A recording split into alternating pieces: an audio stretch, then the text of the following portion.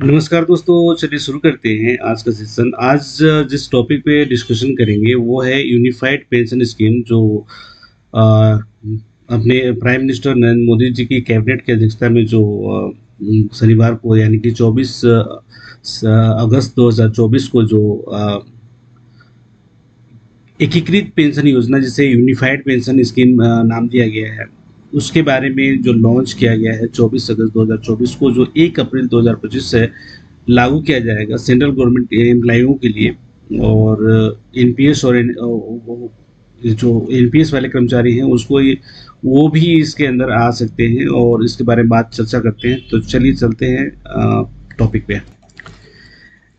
Unified pension scheme जो है वो मीडिया रिपोर्ट के अनुसार जो कैबिनेट की बैठक से पहले जो है प्रधानमंत्री नरेंद्र मोदी जो 7 RCR है वहाँ पे एक पीएम आवास जो है वहाँ पे एक बैठक हुई जिसमें पुरानी पेंशन योजना, नई पेंशन योजना और 8वें वेतन आयोग को लेकर चर्चा हुई थी कि इनके साथ जो जेसीएम जो है ज्वाइंट कंसल्टेटिव मशीनरी उनके जो हमारे नेता हैं अपना सेंट्रल गवर्नमेंट के लिए जो है रेलवे के अलावा मतलब जो और भी है डिफेंस वाले जो हैं उन सबको मिला के जो बैठक हुई उसमें तय किया गया कि केंद्र सरकार अब पुरानी पेंशन योजना को लागू नहीं करेगी। और जो सुधार कमेटी थी जो टीवी सोमनाथन जी की अध्यक्षता में जो बनाई गई थी लास्ट ईयर अप्रैल 2023 में, उनकी जो सिफारिशें हो उसको यूनिफाइड पेंशन स्कीम के तहत एकीकृत किया जाएगा। इस मीटिंग की जो ब्रीफिंग उसके बाद जो कैबिनेट की मीटिंग हुई उसके दौरान जो बैठक हुई उसकी ब्रीफिंग करते हुए केंद्रीय मंत्री जो अश्विनी वैष्णव जी हैं जो कि रेल मंत्रालय भी संभालते हैं और भी उनके पास एक और पोर्टफोलियो है, ने बताया कि केंद्रीय कर्मी जो हैं वो अगर रिटायरमेंट से जो उनको एक उनका ये कहना था कि भाई कम से कम जो एवरेज सैलरी है, बेसिक सैलरी है उसका 50% को मिले, तो उस पे डिसाइड हो गया है। और उन्होंने बताया कि केंद्रीय कर्मियों को रिटायरमेंट से पहले 12 महीने की एवरेज बेसिक सैलरी होगी, उसका 50% हर महीने के एश्योर्ड पेंशन के तौर पर दी जाएगी। उन्होंने ये बताया कि एनपीएस यानी कि न्यू पेंशन स्कीम को लेकर गवर्नमेंट स्टाफ में जो असंतोष के बाद प्रधानमंत्री ने मोदी सर ने जो अप्रैल 2023 में एक कमेटी बनाई थी जिसको लीड कर रहे थे उस समय के वित्त सचिव टीवी सोमनाथन जो अभी हाल में कैबिनेट सचिव नियुक्त किए गए हैं, की अध्यक्षता में सुधार के लिए कमेटी बनाई थी। और दुनिया भर के देशों के साथ जो पेंशन स्कीम है इसके साथ ही आंध्र सरकार की तरफ से भी सुधार के लिए स्टडी बनाई गई थी और उनसे बातचीत की गई। करीब 300 मीटिंग्स अटेंड किए गए इस कमेटी के द्वारा और उसके आधार पर सरकार ने यूनिफाइड पेंशन स्कीम लेकर आई है। इसकी अच्छाइयों और बुराइयों पे बात करेंगे क्योंकि हम इस टॉपिक को अपने स्टडी मटेरियल के तौर पे देखेंगे। हमको सरकार से कोई लेना देना नहीं है, यहाँ यूनियन के नेताओं से कोई लेना देना नहीं है, लेकिन हमारा जो क्वेश्चन आंसर सवाल आते रहते हैं एलडीसी एग्जामिनेशन में उस पॉइंट ऑफ व्यू से देखेंगे। इस कमेटी में अलग अलग स्टेक होल्डर होते हैं जैसे स्टेट गवर्नमेंट है, यूनियंस हैं, इसके अलावा जैसे में जो बैठकें होती हैं वो उसमें बहुत सारे प्रतिनिधि होते हैं। उन सब की रिकमेंडेशन के आधार पर कमेटी ने जो केंद्र सरकार को रिकमेंडेशन दी थी वो यूपीएस के लिए एक पिलर तैयार किया गया और उसमें कुछ 5 पिलर है। मेन तो मैं 2 ही मानता हूँ। एक एश्योर्ड पेंशन जो कि 12 महीने के एवरेज पे ये है आधारित है, जिसके कॉन्स एंड पॉन्स हैं, और फैमिली पेंशन स्कीम, ये 2 इम्पोर्टेंट मैं मानता हूँ। बाकी तो ठीक है, इससे कोई खास फ़र्क नहीं पड़ता है, लेकिन जो 5 पिलर हैं उनको देख लेते हैं। यूनिफाइड पेंशन स्कीम में जो इम्पोर्टेंट 5 पिलर हैं वो यही हैं: assured pension scheme, assured family pension scheme, assured minimum pension scheme जो 10,000 रुपया है, और इन्फ्लेशन इंडेक्स जो यूँ कहें कि all India consumer price index जो फॉर इंडस्ट्रियल वर्कर जो होता है, जिसका डेटा शिमला जाता है, उसके बाद फरीदाबाद में वेरीफाई होता है और उसके बाद वेरीफाई नहीं कर सकते हैं, उसको स्क्रूटनाइज किया जाता है और उसके बाद हम जो हमारा डीए निकलता है वो चालू होता है। तो वो इसको चालू कर दिया गया है। ग्रेजुटी भी दी जाएगी और ग्रेजुटी जो दी जाएगी उसमें भी एक पेज है, देखते हैं हम आगे बात करते हैं क्योंकि इस पे सरकार सुधार करेगी। पहले तो ये देख लें कि ये जो यूनिफाइड पेंशन स्कीम जो है, उसकी एकीकृत पेंशन योजना का जो मुख्य विशेषता है वो क्या है? एकीकृत पेंशन योजना कहती है कि इसके अंतर्गत एक निश्चित पेंशन का प्रावधान किया गया है, जबकि नई पेंशन योजना में निश्चित राशि पेंशन राशि का वादा नहीं किया गया, क्योंकि new new pension scheme based on share market, ठीक है। तो उस पे जो पैसे लगते हैं और उसके आधार पे जो उनको हमको इनकम होता है उसके आधार पे दिया जाता है। लेकिन एकीकृत पेंशन में एक निश्चित कर दिया गया है कि 50% of the salary of last 12 month वो मिलेगी। लेकिन अगर किसी को कोई चार्जशीट मिली हुई है, मान लीजिए कि वो लेवल मान लीजिए कि वो अभी ओएस है, मान लीजिए एक एग्जांपल लेते हैं कि अगर वो ओएस है और उसको सीनियर क्लर्क बना दिया गया है और वो रिटायरमेंट के 2-3 महीने पहले या 1 महीने पहले उसको रीस्टोर होती है ओएस में, तो वो 19,200 या उसके ऊपर जो भी उसके इंक्रीमेंट लगे हैं और फिर वो 35,400 पे आके अटकता है, या फिर उसके बाद जो उसकी पेंशन मान लीजिए कि कुछ 43,600 42,300 जो भी इसकी हमारे पास चार्ट है उसके अनुसार अगर वो देखें, चार्ट नहीं, पे मैट्रिक्स लेवल जिसको बोलते हैं, उसके आधार पे देखें तो उसकी जो लास्ट बेसिक पे है जो 11th मंथ की 12 मंथ की होगी, सॉरी, तो उसमें वो उसका फर्क पड़ेगा और उसको उसको नुकसान होगा कर्मचारी को। इस योजना के तहत व्यक्ति सेवानिवृत्ति से पहले के अंतिम 12 महीनों के दौरान अर्जित अपने औसत मूल वेतन का 50% करने के पात्र होंगे। इस लाभ के पात्र होने के लिए व्यक्तियों को कम से कम जो न्यूनतम क्वालिफाइंग सर्विस जो होगी वो 25 ईयर्स की होगी। तो हमारा जो इम्पोर्टेंट ये है, ये भी एक है कि भाई ये 25 ईयर्स की सेवा इम्पोर्टेंट है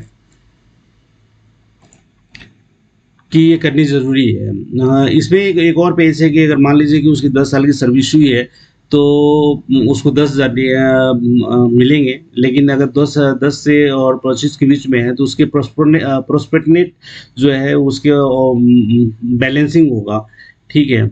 एकीकृत पेंशन योजना के 5 हिस्सा में सुनिश्चित पेंशन, सुनिश्चित पारिवारिक पेंशन, सुनिश्चित न्यूनतम पेंशन, मुद्रास्फीति यानी कि डीए से आप इसको समझ सकते हैं, और ग्रेच्युटी।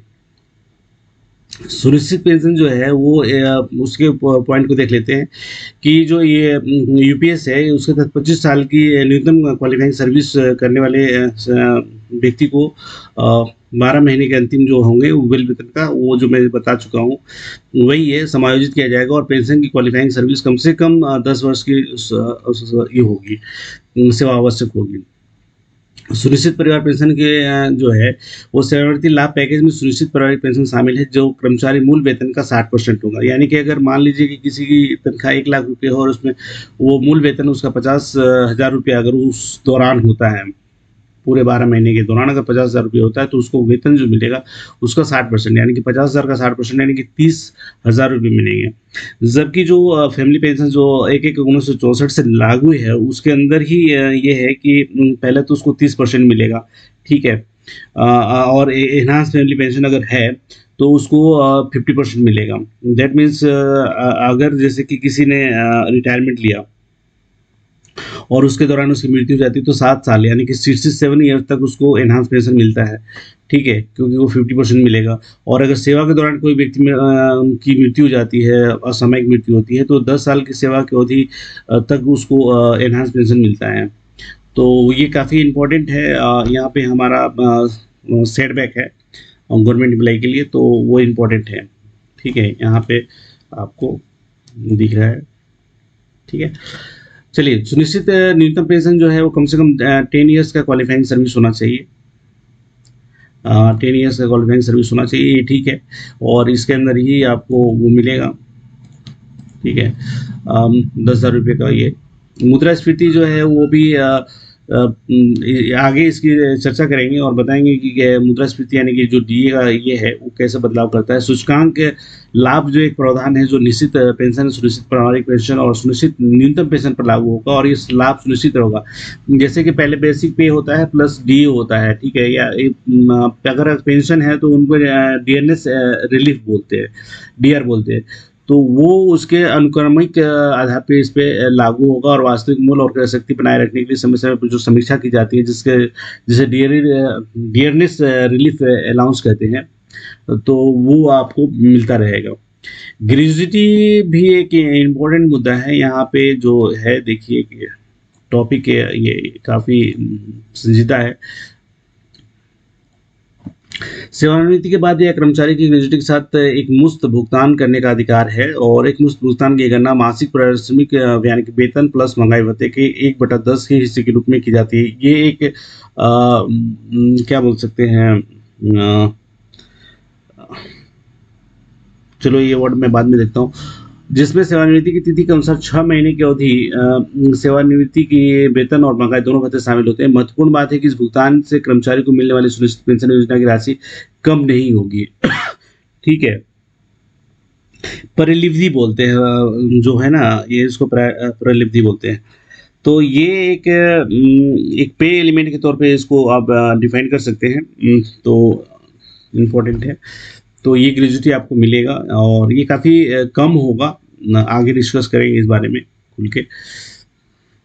यूपीएस को कर्मचारियों को उनकी मृत्यु के बाद भी वित्तीय सुरक्षा और सहायता करने की डिजाइन किया गया है और ये पेंशन 60% तुरंत उस कर्मचारी के परिवार को हस्तांतरित करने का है गारंटी देता है, जो ओपीएस में दिए जाने वाले के समान है। तो यही मैं बता रहा था। इसके साथ ही 10 साल की सेवा पूरी करने के बाद और ओपीएस के कर्मचारी को जो 10,000 न्यूनतम पेंशन का आश्वासन भी दिया है। ये इम्पोर्टेंट पॉइंट है। ध्यान रखने का यहाँ यह ध्यान रखना महत्वपूर्ण है कि यूपीएस गारंटी पेंशन योजना के प्रस्ताव से अलग है, जिस पर आंध्र सरकार विचार कर रही है। प्रस्तावित गारंटेड पेंशन योजना का उद्देश्य कर्मचारियों को अंतिम वेतन का 33% प्रदान करना था। ये आंध्र सरकार इस बारे में सोच रही है, अभी उन्होंने डिजाइन नहीं किया है। और आंध्र प्रदेश सरकार की राजधानी है अमरावती। ठीक है, अभी भी जो सेंट्रल है वो हैदराबाद जो है वो तेलंगाना और आंध्र प्रदेश की राजधानी है, लेकिन चंद्रबाबू नायडू सर ने ये डिसाइड किया है कि भाई अमरावती हम सेटल हो जाएंगे। यूनिफाइड पेंशन स्कीम में करीब 23 लाख कर्मचारी जो हैं सेंट्रल गवर्नमेंट के, वो उनको फ़ायदा मिलेगा अगर इस स्कीम को एक्सेप्ट करते हैं तो। और अगर राज्य सरकारें भी इस पर फैसला लेती हैं और अपने कर्मचारियों को कहती है कि भाई आप इसमें आ सकते हैं, तो करीब 90 लाख लोगों को इससे फ़ायदा होगा। ठीक है, वहीं जिस कर्मचारी ने 10 साल से ज़्यादा और 25 साल से कम की सैलरी की है, थोड़ा कम पेंशन मिलेगा। अगर कर्मचारी ने 10 साल से कम की नौकरी की है तो उसे कम से कम 10,000 रुपये पेंशन देने का प्रावधान करने के बारे में सरकार सोच रही है और वो बता रही है।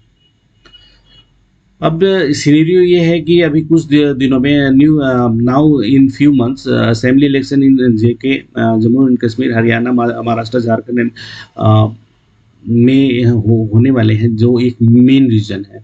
अभी इससे पहले आंध्र प्रदेश बोल रहा हूँ, सॉरी, हिमाचल प्रदेश जो 2023 में, और राजस्थान, छत्तीसगढ़ और पंजाब ने एनपीएस से अब अपने कर्मचारियों को ओपीएस में रिवर्ट कर दिया है।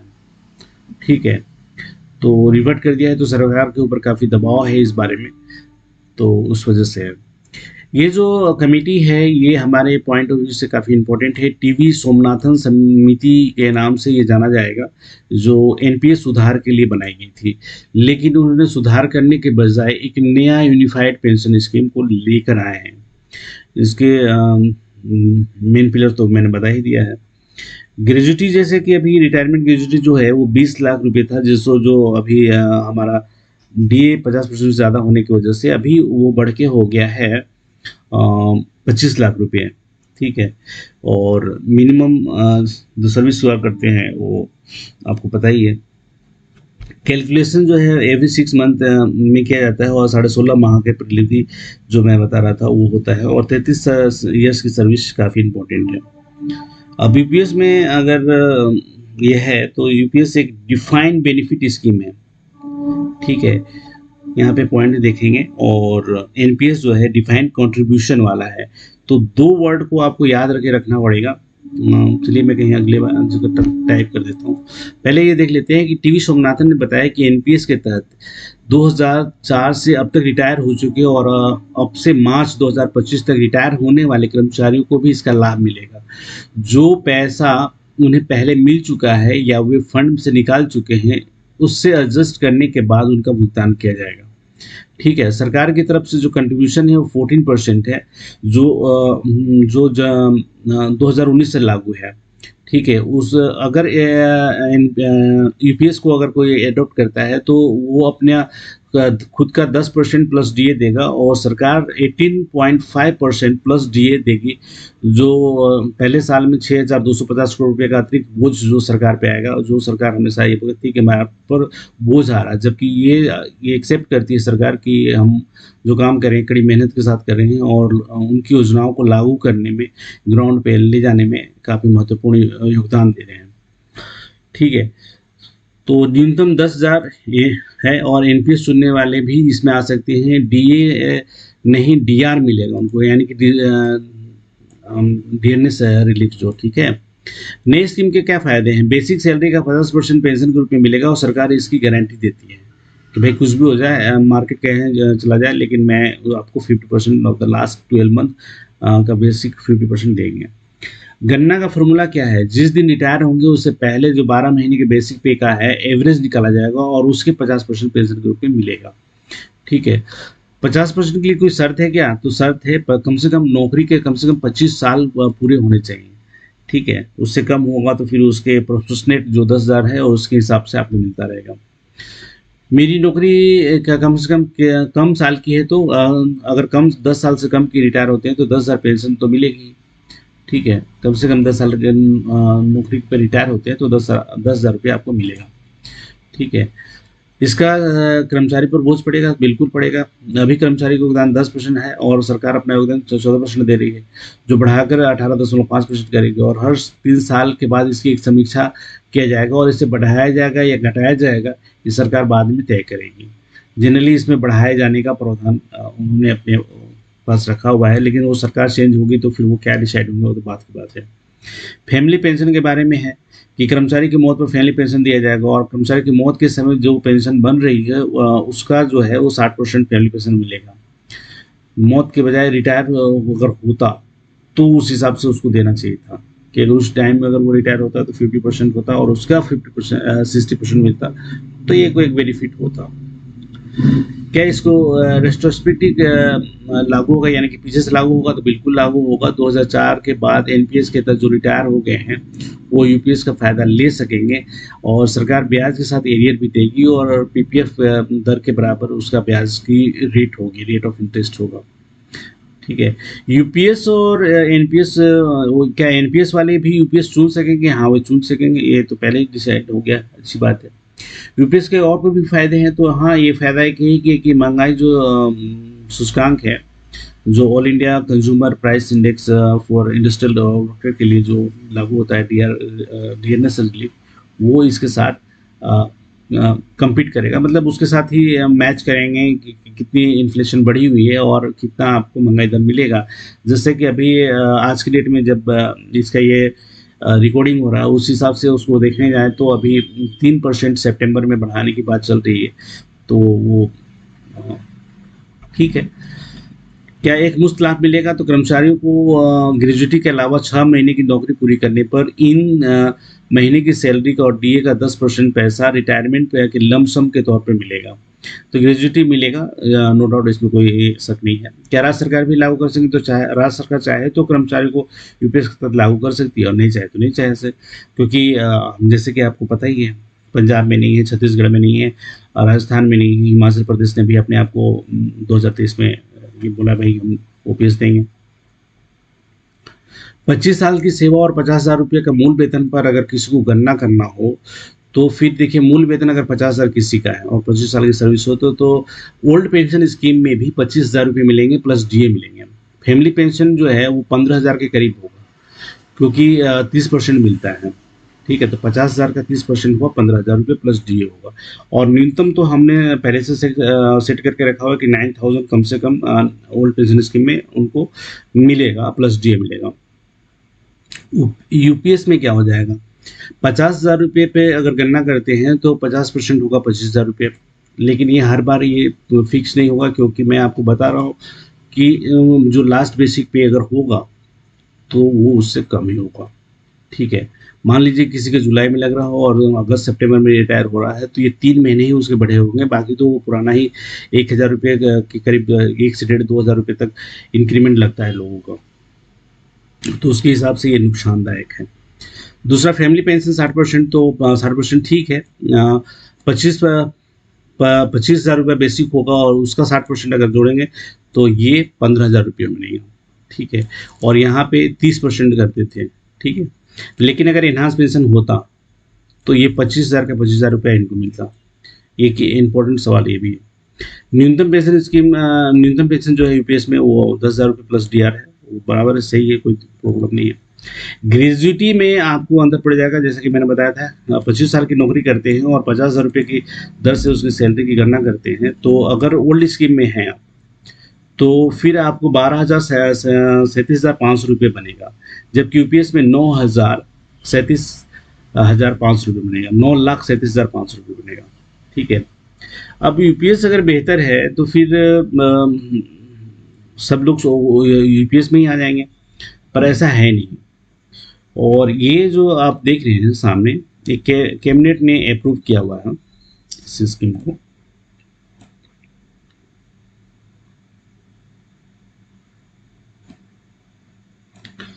देखिए ये है पीआईबी, यानी कि ये जो प्रेस रिलीज होती है, ये है आपका, ठीक है। अब इसमें एक बातें देख लेते हैं इसके अंदर। The Union Cabinet, chaired by Prime Minister Shri Narendra Modi, today approved the Unified Pension Scheme (UPS) today, यानी कि 24 अगस्त 2024 को 8:23 पे ये प्रेस रिलीज किया गया है, ठीक है। इसका साइलेंट फ्यूचर के बारे में बताया गया कि एस्योर्ड पेंशन होगा 50% of basic pay drawn over the last 12 month period of the superannuation of the minimum qualifying service of 25 years. देखिए अभी यहाँ वहाँ पे जब ओल्ड पेंशन स्कीम में है तो मिनिमम क्वालिफाइंग सर्विस जो है वो 20 ईयर्स का है, ठीक है। आप तब वीआरएस ले सकते हैं। इसमें अगर 20 साल में वीआरएस लेते हैं तो आपको फिर वो 10,000 वाला स्कीम के साथ अपने आप को एडजस्ट करना पड़ेगा, ठीक है। This pay is to be proportionate for lesser service period up to minimum of 10 year service, वो उसके हिसाब से प्रोपोर्शनेट किया जाएगा, ठीक है। Assured family pension 60% of the employee immediately before the her his demise, अगर उनकी मृत्यु हो जाती है तो 60% का वो जो मैंने बताया फॉर्मूला वो लागू होगा।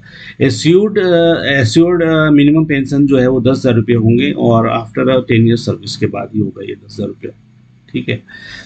उसमें बाउंडेशन शायद नहीं है। इन्फ्लेशन इंडेक्शन जो होगा वो एस्योर्ड पेंशन स्कीम और एस्योर्ड फैमिली पेंशन और एस्योर्ड मिनिमम पेंशन तीनों पे लागू होगा। वो मतलब डीआर जो है डीएनएस है जो मिलेगा वो आपको मिलेगा। Dearness relief based on the all India consumer price index for industrial workers AICPI IW in the case of service of, ठीक है। तो वो हमारे ऊपर लागू होगा। Lump sum amount of superannuation is addition of the gratuity, तो ग्रेजुटी के बारे में ये पूरा मैटर जो आपको क्वांटम जो पेंशन मिलेगा उसके बारे में बताया गया, ठीक है। अब एक छोटा सा ये देख लेते हैं कि ये क्या कह रहा है कि नेशनल पेंशन स्कीम जो है 1 जनवरी 2004 में पहली बार लागू किया गया था और इसके बाद से जितने भी कर्मचारी ने सेंट्रल गवर्नमेंट या स्टेट गवर्नमेंट के अंदर आए हैं उन सबको ये किया गया। फिर इसमें 2009 में विस्तार किया गया और PFRD जो बनाया गया और फिर एक मतलब कुछ न कुछ डिज़ाइन चेंज होता रहा और कैसे क्या हो रहा है, कुछ न कुछ इम्प्लीमेंटेशन चेंज करते रहे और इसकी संभावनाओं को उल्लेख करते रहे। एनपीएस में साथ साथ में निवेश उल्लेखन वृद्धि की संभावना और सेवानिवृत्ति में पहुंचने पर एम्प्लॉय के पास संचित बचत का एक हिस्सा निकालने का विकल्प होता है जो 3 साल के बाद होता है 25%, तो वो है। अब एक बॉक्स ग्रुप में देख लेते हैं कि क्या है। जो मेरिट्स हैं वो लेफ्ट साइड में हैं और स्कीम जो है वो राइट साइड में है, जैसे ओपीएस, यूपीएस और एनपीएस। अब देखिए एम्प्लॉय का कंट्रीब्यूशन ओपीएस में बिल्कुल भी नहीं होता था। अब यूपीएस ओपीएस यानी गोल्ड पेंशन स्कीम में बिल्कुल नहीं होता था। यूनिफाइड स्कीम में 10% होगा और एनपीएस में भी 10% होगा। ये दोनों में कोई डिजाइन को चेंज नहीं किया गया है कंट्रीब्यूशन, क्योंकि दोनों कंट्रीब्यूटरी हैं। लेकिन मैंने जैसे कि बताया आपको एक डिफाइंड बेनिफिट्स है, ये जो है वो डिफाइंड बेनिफिट्स को दर्शाता है और ये डिफाइंड कंट्रीब्यूशन को दर्शाता है। ये वर्ड जो है ये मैं जो बोल रहा हूँ इसको पकड़ लीजिए आप, क्योंकि ये एग्जाम में आने वाला है कि UPS is based on which type of contribution.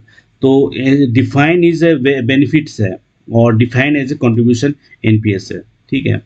Assured pension में लास्ट बेसिक का जो ड्रॉन करता था उसका 50% देते हैं, और यहाँ पे 50% देंगे लेकिन एवरेज 12 मंथ का ड्रॉन करने के बाद। ये इतनी बार रिपीट हो गया है कि आपको याद हो जाना चाहिए। Minimum tenure of full pension is actually 20 years यहाँ पे लिखा है, और यहाँ पे 25 ईयर्स, तो दोनों में काफ़ी इंपॉर्टेंट है। यहाँ पे कुछ भी जरूरत नहीं है, वो आप जब ये होते हैं तो उसके हिसाब से मार्केट आपको तय करके देगा कि भाई कितना पेंशन आपको मिलना चाहिए। प्रोपोर्शनेट है दो लेसर सर्विस के लिए, तो हाँ वो तो सब में लागू है, ठीक है। यहाँ पे तो मार्केट बेस्ड है इसलिए कुछ नहीं। मिनिमम टेन्यूर जो सर्विस का है, सर्विस है, वो आपको लागू होगा 10-10 साल का, ठीक है। तब आपको 10,000 रुपये मिलेंगे यूपीएस में। मिनिमम स्टेट पेंशन जो है